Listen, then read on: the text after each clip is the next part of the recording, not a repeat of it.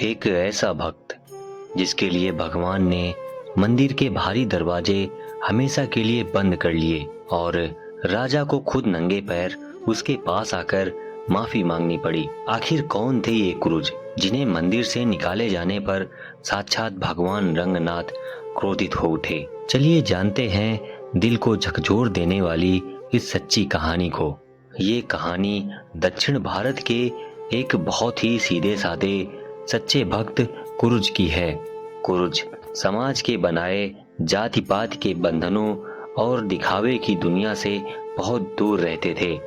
उनका मानना था कि भगवान को पाने के लिए महंगे चढ़ावे या बड़े बड़े मंत्रों की जरूरत नहीं होती, बल्कि इसके लिए सिर्फ एक साफ और सच्चे दिल की जरूरत होती है। कुरुज का जीवन बहुत ही साधारण था। वे रोज सुबह जल्दी उठकर घने जंगल में जाते, वहां से सूखी लकड़ियां बीन लाते और फिर उन्हें बाजार में बेचकर जो कुछ भी थोड़ा बहुत पैसा मिलता उसी से अपना पेट भरते थे।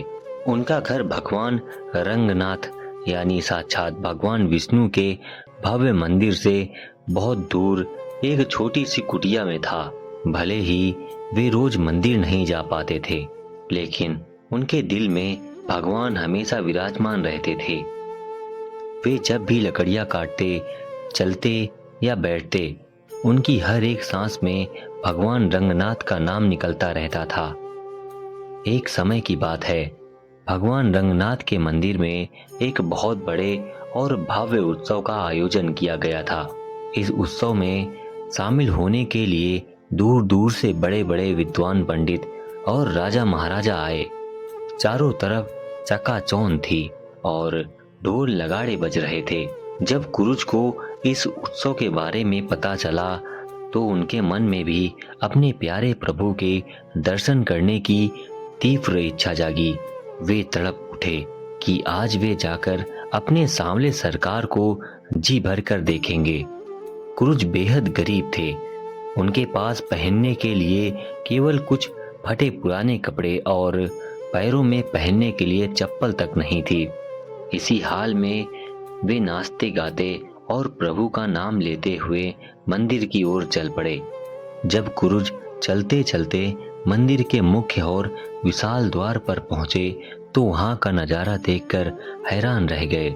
वहां बड़े बड़े अमीर लोग रेशमी कपड़े पहनकर और सोने चांदी की थाल लेकर अंदर जा रहे थे। जैसे ही कुरुज ने अंदर जाने के लिए कदम बढ़ाया, वहां खड़े पहरेदारों और कुछ घमंडी पंडितों की नजर उन पर पड़ गई। कुरुज के फटे पुराने कपड़े और धूल से सने पैर देखकर वे लोग भड़क गए। कुरुज ने रोते हुए और अपने दोनों हाथ जोड़कर उनसे बहुत मिन्नतें की। उन्होंने कहा कि हे स्वामियों, मुझे मंदिर के गर्भगृह तक मत जाने दो। मुझे रेशमी कपड़े भी नहीं चाहिए। मुझे तो बस दूर से एक कोने में खड़े होकर अपने सांवले सरकार की एक छोटी सी मूर्त देख लेने दो। मैं किसी को छूऊंगा भी नहीं और चुपचाप दर्शन करके चला आऊंगा। लेकिन उन अहंकारी लोगों के दिल में कुरुज के लिए दया नहीं जागी। उन्होंने कुरुज की एक ना सुनी और उन्हें जोर का धक्का मारकर मंदिर परिसर के बाहर निकाल दिया। इस अपमान से कुरुज का दिल पूरी तरह टूट गया। वे रोते रोते मंदिर से थोड़ी दूर एक धूल भरी जगह पर जाकर बैठ गए। उनकी आंखों से आंसू की धारा बहने लगी। उन्होंने रोते हुए मंदिर के ऊंचे शिखर की तरफ देखा और भगवान से शिकायत करते हुए कहा, हे रंगनाथ, क्या मेरा गरीब होना इतना बड़ा पाप है कि मुझे आपकी एक झलक भी नसीब नहीं हो सकती? क्या आप सिर्फ अमीरों और पंडितों के भगवान हैं? अगर आप सचमुच पत्थरों की दीवारों और मूर्त के अंदर बंद होकर बैठ गए हैं तो मैं भी अब यहाँ से कहीं नहीं जाऊंगा।